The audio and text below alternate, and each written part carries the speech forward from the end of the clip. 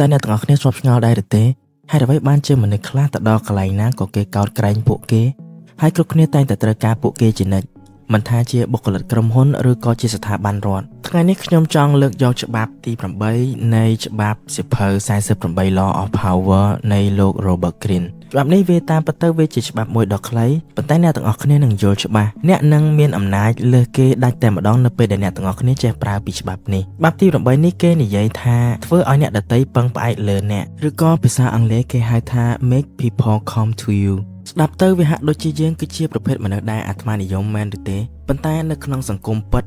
មនុស្សដែលមិនអាចខ្វះបានឬក៏អ្នកដទៃត្រូវការគឺជាមនុស្សដែលមានអំណាចបំផុតយើងត្រូវធ្វើខ្លួនឲ្យគេគោរពអ្នកមិនត្រូវធ្វើខ្លួនឲ្យគេអាណិតនោះទេអ្នកត្រូវតែធ្វើខ្លួនឲ្យគេត្រូវការជានិច្ចបើគេត្រូវការអ្នកដើម្បីរស់ឬដើម្បីជោគជ័យនោះគេនឹងមិនហ៊ានធ្វើបាបឬក្បត់អ្នកទេប៉ុន្តែនៅក្នុងន័យនេះមានចំណុចខ្លះដែលអ្នកទាំងអស់គ្នាគួរចងចាំកុំឲ្យខ្លួនឯងទៅពឹងគេវិញឲ្យសោះបើសិនជាអ្នកទាំងអស់គ្នាមិនចង់ឲ្យគេជន់ក្បាលទៅថ្ងៃក្រោយបើយើងមើលទៅរឿងសាមកុកដែលជារឿងល្បីមួយរបស់ជនជាតិចិនតួអង្គដែលបានប្រើប្រាស់ច្បាប់នេះបានសាហាវនិងល្អបំផុតគឺជូកលៀងអ្នកទាំងអស់គ្នាដឹងស្រាប់ហើយថាលីវៃឬក៏នគរស៊ូហាននៅពេលដែលអត់ពីជូកលៀងដែលជាអបរាជទៅគឺនគរស៊ូហានបានធ្លាក់ដុនដាបជាខ្លាំងដោយសារតែជូកលៀងបានខ្លាយទៅជាខួរក្បាលតែមួយគត់នៃនគរស៊ូហានរាល់ការងារចាប់ចែងទ័ពរាល់ការងាររដ្ឋបាលឬក៏ដំណើរការនៅក្នុងការវាយភាគខាងជើងជូកលៀងគឺជាអ្នកសម្រេចទាំងអស់ពោលគឺជូកលៀងគឺជាមនុស្សតែម្នាក់គត់នៅក្នុងនគរស៊ូហានដែលមានសិទ្ធិជាងគេប៉ុន្តែសរុបមកនេះគឺជាការឧទាហរណ៍នៅក្នុងរឿងព្រេងតែប៉ុណ្ណោះ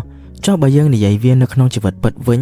តាមពិតទៅវាមិនមានចំណុចខុសគ្នាប្រមាណនោះទេមិនថាអ្នកជាបុគ្គលិកធ្វើការនៅក្នុងក្រុមហ៊ុនឬក៏ជាអ្នកចាញ់រកស៊ីបើអ្នកធ្វើការងារដែលអ្នកណាក៏ធ្វើការងារបានដូចអ្នកនោះអ្នកនឹងត្រូវគេបណ្ដេញក្បាលចេញនៅថ្ងៃណាមួយប៉ុន្តែបើសិនជាអ្នកចេះនៅជំនាញមួយដែលពិបាករៀនបំផុតហើយមានតែអ្នកម្នាក់គត់ដែលអាចដោះស្រាយនៅបញ្ហានោះបានជូនក្រុមហ៊ុននៅពេលនោះហើយដែលថៅកែរបស់អ្នកគឺជាអ្នកអង្វរអ្នកវិញហើយអំណាចគឺវានៅត្រង់នេះឯងបងប្អូនប្រហែលជាគិតថាខ្ញុំមិនមែនជាមេតបឯណាទៅប្រើវាជាមួយអ្នកណាកុំយល់ច្រឡំកន្លែងនេះនៅក្នុងកន្លែងធ្វើការបើសិនជាអ្នកគឺជាបុគ្គលិកដែលចេះរៀបហ្វាជួសជុលម៉ាស៊ីនឬក៏ដោះស្រាយជាមួយភ្ញៀវពិបាក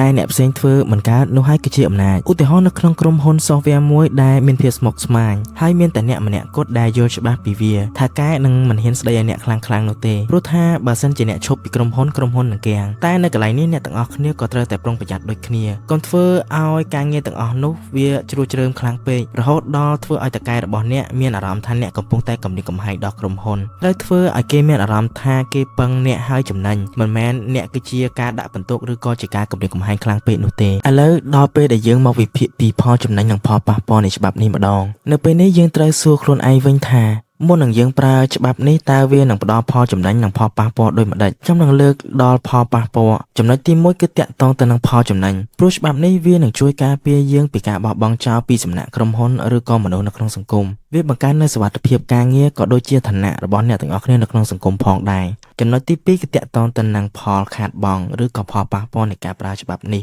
ព្រោះថាបើសិនជាយើងឲ្យគេពឹងយើងរហូតយើងខ្លួនឯងក៏អាចនឿយហត់នៅពេលខ្លះព្រោះរឿងអីក៏គេពឹងយើងហើយបើសិនជាយើងធ្វើឲ្យគេមានអារម្មណ៍ថាគ្មានសេរីភាពមនុស្សអាចនឹងរកវិធីកម្ចាត់យើងនៅថ្ងៃណាមួយក៏ថាបានឥឡូវនេះខ្ញុំឲ្យអ្នកទាំងអស់គ្នាសាកគិតទៅមើលតើវានឹងប្រសើរជាងទេបើសិនជាគេគ្រប់គ្នាគោរពអ្នកទាំងអស់គ្នាដោយសារតែគេត្រូវការអ្នកទាំងអស់គ្នាឬក៏អ្នកទាំងអស់គ្នាចង់ឲ្យគេគោរពអ្នកទាំងអស់គ្នាដោយសារតែគេខ្លាចច្បាប់ទី8នេះគឺជាអំណាចនៃអាវុធមុខពីរមុននឹងសម្រេចចិត្តប្រើវាត្រូវសួរខ្លួនឯងថាតើវានឹងផ្ដល់ផលចំណេញអ្វីដល់ខ្ញុំហើយវាអាចធ្វើឲ្យខ្ញុំបាត់បង់អ្វីខ្លះអ្នកទាំងអស់គ្នាអាចខមមិននៅខាងក្រោមខ្ញុំចង់ដឹងថាអ្នកទាំងអស់គ្នាយល់ដឹងពីល្បិចកលនៅក្នុងការប្រើប្រាស់ល្បិចទាំងនេះដល់កម្រិតណា